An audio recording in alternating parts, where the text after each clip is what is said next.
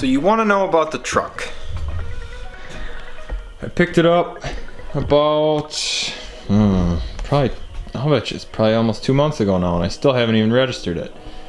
But I haven't really driven it other than just up and down the road and kind of around the block sort of thing. I just haven't really gotten to use it yet. When I bought it, there was still some snow on the ground. And it's a horrible, horrible winter car. Obviously, two-wheel drive. It's almost as low as the Z, and it's about the same size as the Z. It's actually lighter. And as far as plans for this, I know a lot of people have been saying, oh, do a SR20, do a 4-cylinder Cummins swap. I don't really plan on getting too crazy with this one because these little trucks, not that value really has a huge concern, but they're just not worth that much money. At least not enough to stick like 10 grand into a fancy swap into it. So I think I'll keep the factory engine in it at least for a long period of time. And I'm just gonna clean it up. I wanna get rid of this weird pinstriping sticker thing. I don't even think that's factory. And that's gotta go. Possible color change at some point in the future. Haven't really decided for sure. As far as the tailgate goes, I love the tailgate. I knew the guy that I bought it from, and I was there when we painted it. I didn't paint it myself, but I helped tape it off and joined in on all the tailgate fun. So I'd like to keep the tailgate the way it is. So if I do a color change, I'd have to find something that goes with the white and red. Obviously it wouldn't be like a fancy take it to a shop and do all the body work. It'd be kind of like a quick color flip, whatever, maybe some shade of like a gray. I was thinking like a satin color, because the body is not, actually the passenger side's not too bad. The fenders are a little wavy. Doors aren't bad, other than those holes for the big ugly mirrors. I'd like to try to fill those in. But I mean, it's a truck. It's got its wear on it. I mean, this door's a little bit wavy, but that's not really a huge deal. I kind of bought it as a fun work car more than anything.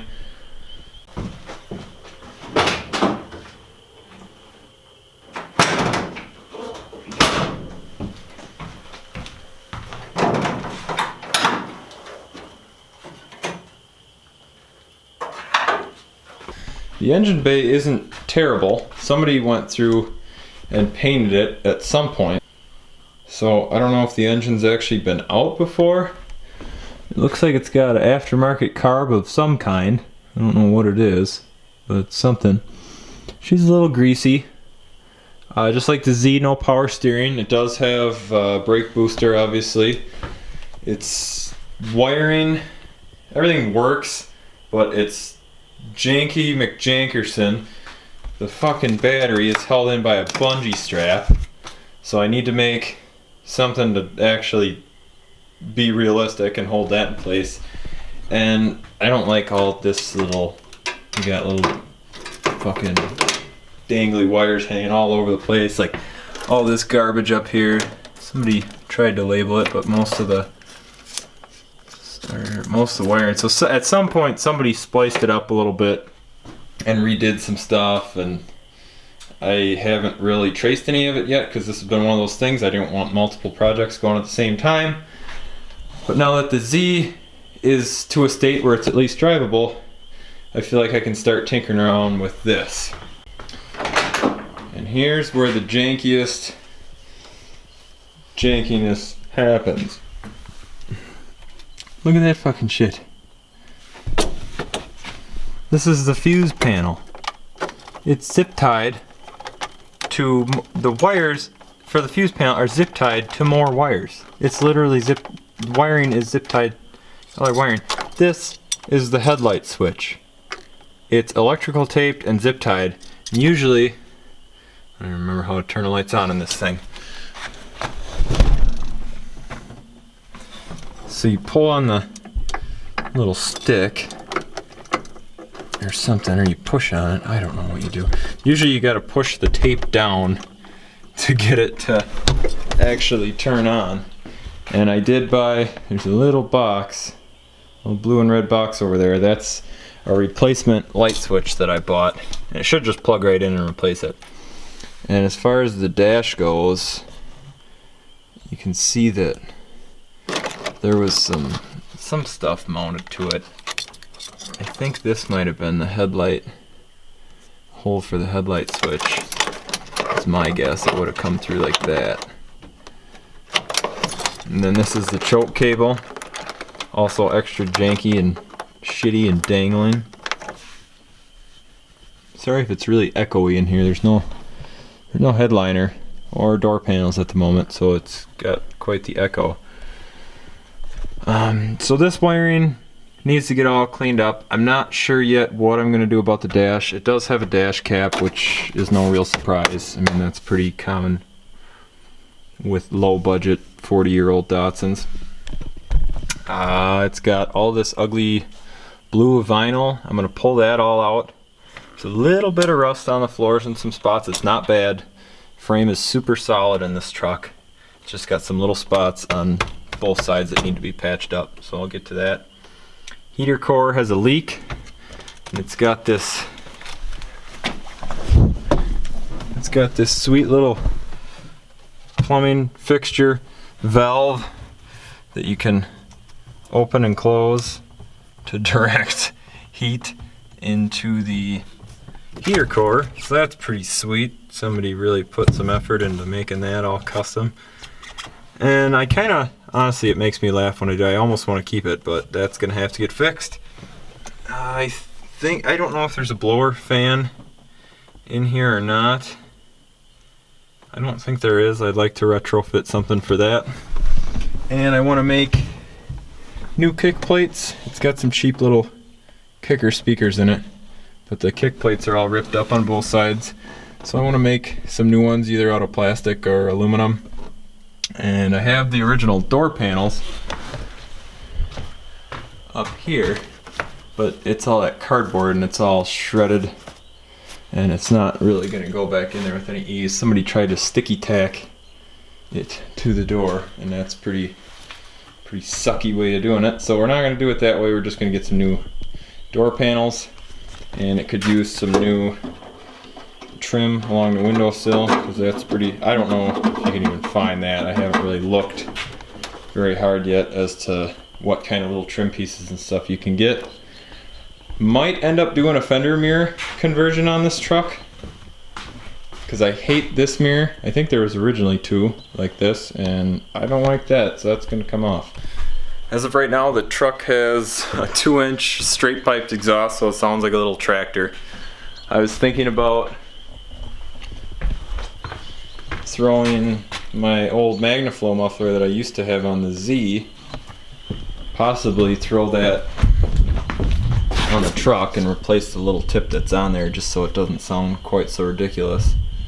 So that's some basic intro stuff with the truck. Mostly it's just wiring and cleaning up previous owner's mess. The guy that I bought it from, he didn't really touch it. He just kind of bought it the way it sits from some kid who lowered it with lowering blocks and stuck like $200 into it and stickers all over it and whatnot, and just wanted to drive around with a lowered truck. But it's not bad. It just needs a lot of little time-consuming little things. This front valance, they make a replacement for that. It's pretty dented up. I'm gonna probably get a new one of those. And looks like headlight bezels might be missing.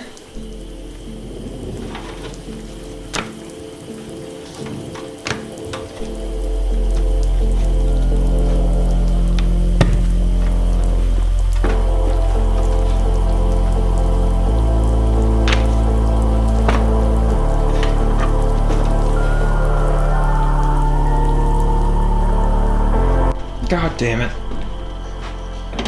I knew something was fishy.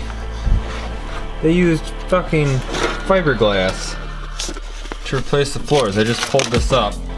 I knew there was rust here. I knew it was gonna have to be replaced. It goes a little bit further in than I realized, but I think I should be able to weld to that. It'll be a little bit of a struggle, but that's, I mean, really, people?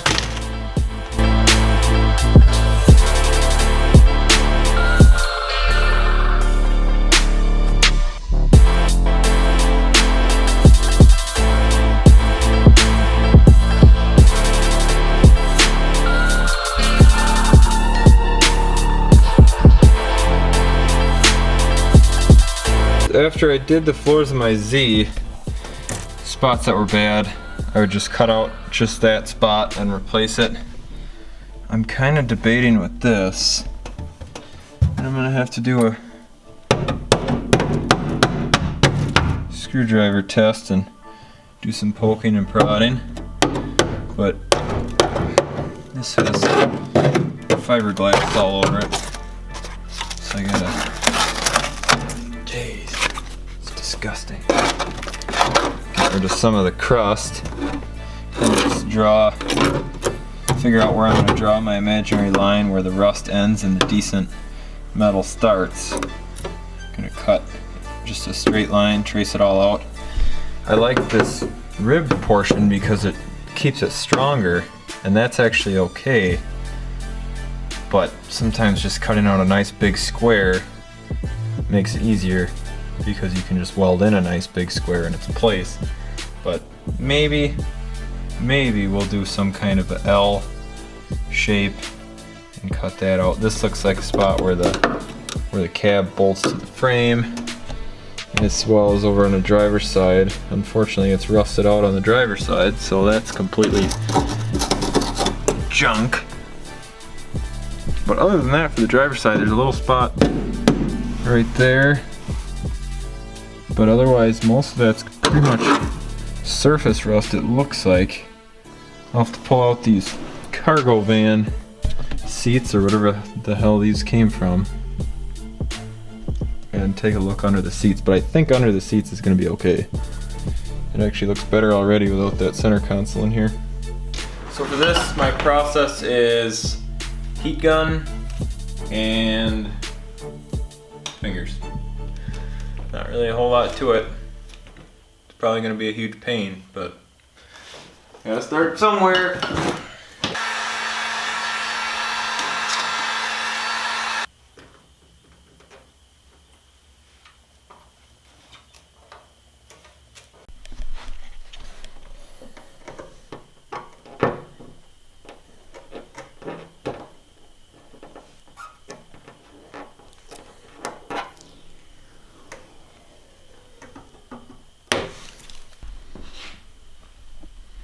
There's an idea without the pinstripes.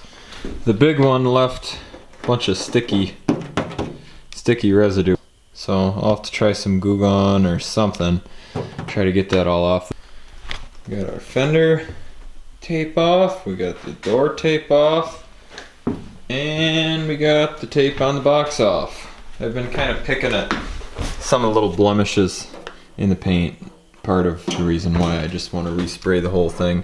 It's got some chips and stuff. You can see here, maybe you can, we'll see if this picks it up. A lot of layers. It's pretty thick, well, at least a couple layers. So, do some sanding, do some painting. Not anytime real soon, but soonish we'll do some sanding.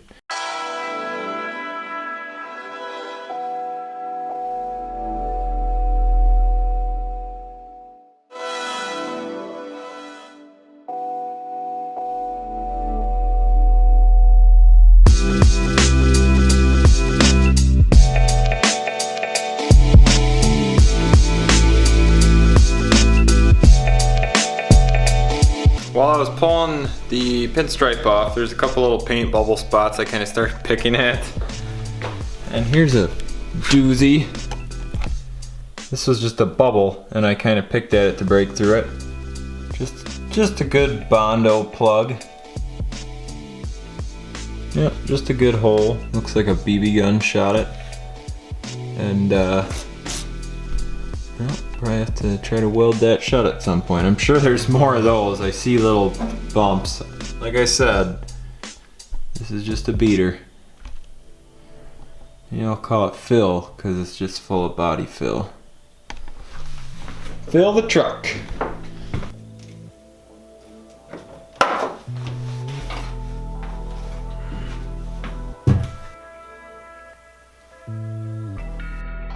One last thing I want to do tonight, after tearing all this stuff out, is remove the shitty old window tint that's in here. because it's too dark. When I've tried to back up the truck at night, like right now, all you can see is the reflection. And this window isn't even the same. Like, it's just shitty. Somebody did it in their driveway and it doesn't look very good. So I've never removed tint before, but I'll use this as a little practice because I want to redo the tint in my BMW too. So pull this out and see how much of a mess it leaves behind. I'll use the heat gun and see how it goes. Well, this wasn't as bad as I thought. Left a little bit of sticky stuff on the window, but nothing on this side. So here's what it looks like without tint, and this is with the shitty tint. And the camera really doesn't show just how garbage this tint actually looks until you get up close. It was clearly cut with some razor blade by some kid who didn't really know what he's doing and just kind of guessed at it. Like, if it were nice and all the same color and not so ridiculously dark, I'd probably leave it, but that's just too dark. And it looks like ass. So it's coming out. Put my new light switch in. And it's a lot less bunk.